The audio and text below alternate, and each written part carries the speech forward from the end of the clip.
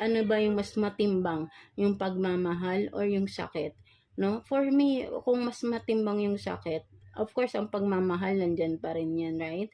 No? But then, tingnan mo, ano yung mas makakabuti, no? So, ang challenge dito is how to release even though it is painful nga, di ba? Katulad ng sinabi ko doon, no?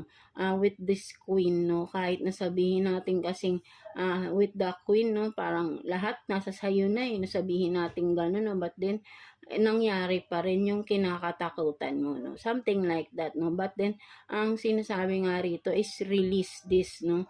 Kung ano man ito, no? Mga cancer natin, right? You have to release. So, ang challenge sa'yo rito, how to accept and release this, no? Something like that, kung ano man ito, right? No? So, kailangan mo lang dito ay matinding, kumbaga ay,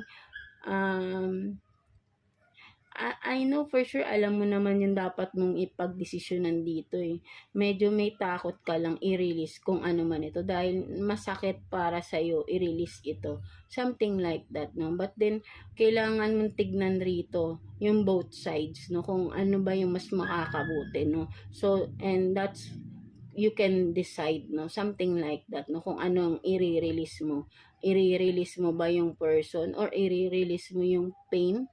Kasi pwedeng ganun eh, pain. Kapag nirelease mo yung person, totally, wala na, right? No?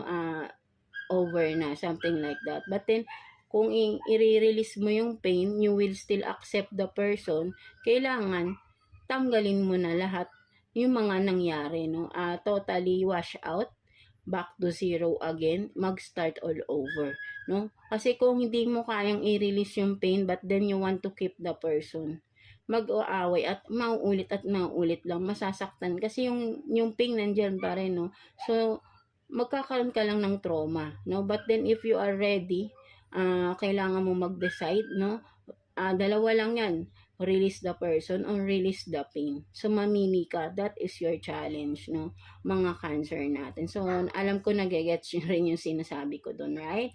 No, mga cancer natin, right? No, so, ayun yung nakikita ko dyan. So, let's see what else, no? Ano pang mga paparating na challenge for you, mga cancer natin. Let's see. Kuha pa tayo ng 2 cards here for you, mga cancer. 2 cards for cancer, please. Let's see, ano pa?